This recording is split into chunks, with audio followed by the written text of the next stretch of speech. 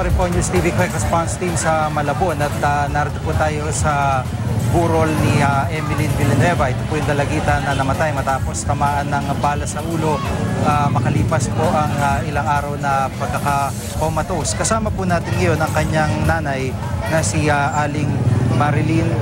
Una-una po nakikiramay ho kami at kanina ho kausap namin yung Malabon Police. Ang ginigate po nila yung pong anggulo pa rin na may nagbarilan umano. Sa paniwala po ba ng pamilya, ano po ang nananaig sa inyo pong paniniwala sa pangyayaring ito? Kasi po, ang pinaninindigan lang po talaga namin dito, yung wala po talagang gulong na nangyari dito.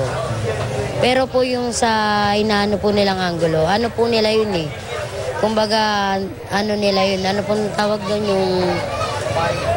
yung parang, ano pong tawag doon, yung ano nila yun eh, yung, kumbaga, yun ang nakita nilang anggulo dun sa kaso. Pero para sa pamilya, hindi ho, natatanggap nyo ba yun o hindi po?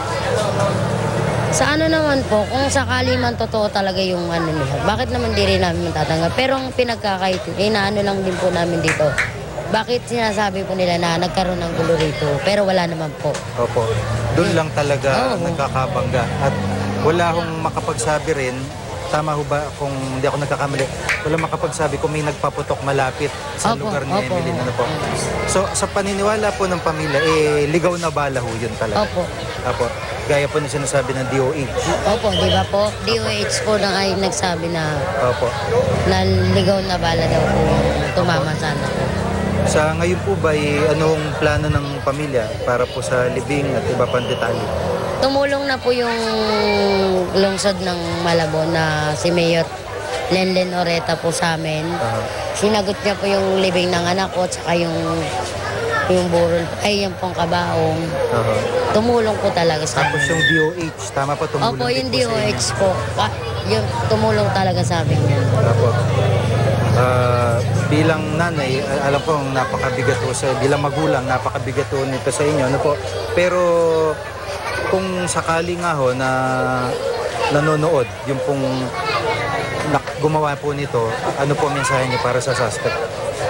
Kung sino ka man namaril, lumabas ka na para matapos na yung issue. Parang awa mo na, wala na yung anak ko. Kaya lumabas ka na para hindi na kami magkagulo-gulo.